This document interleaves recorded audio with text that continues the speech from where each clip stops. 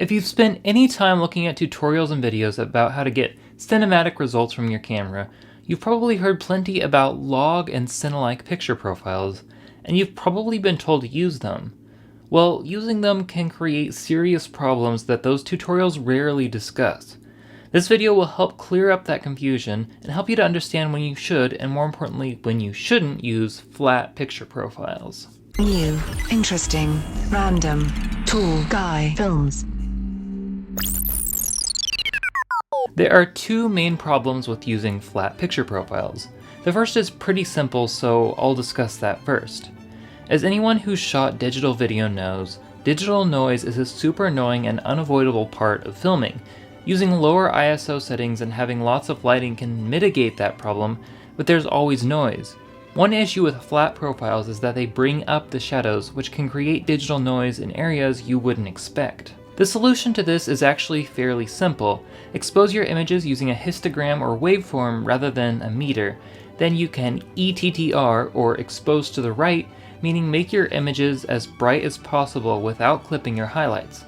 This will reduce noise in your image as long as you don't raise your ISO to increase the exposure. There is, however, a much bigger issue than noise when it comes to using flat profiles, and a much more technical one, which I presume is why it's rarely discussed.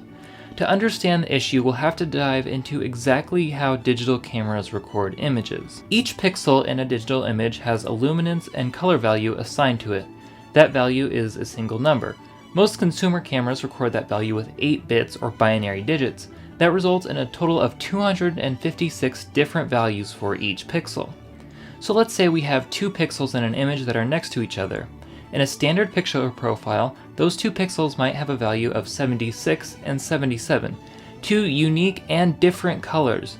However, if you were to record that exact same image with a flat picture profile, you are effectively compressing the amount of information, meaning those 2 pixels with unique values will end up with the same value. Even if you increase the contrast of the image in post, those values will still remain the same, meaning you've lost information in the image. On the extreme end, this type of information loss will appear as banding, where a smooth gradient appears to have bands of color rather than a smooth transition.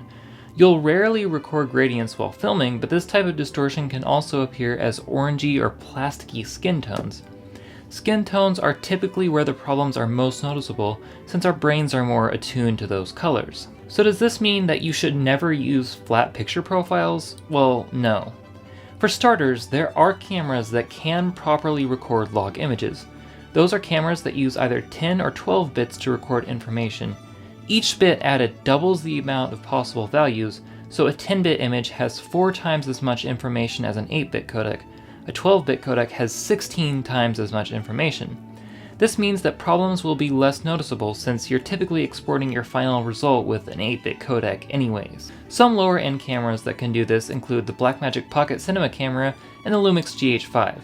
There are other cameras that can also record that much information when using an external recorder. So if all you have is an 8-bit camera, does that mean that you shouldn't record with a flat profile? Well, no, but you need to be careful about how you use it. For starters, you should avoid using flat profiles when filming people, because, as I mentioned earlier, problems with skin tones are more noticeable.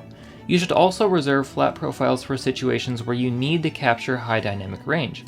For example, while filming out a window where you want both the interior and the exterior visible. If your image doesn't have enough dynamic range to necessitate a log profile without clipping your highlights or crushing your blacks, then there's no reason to use a flat picture profile.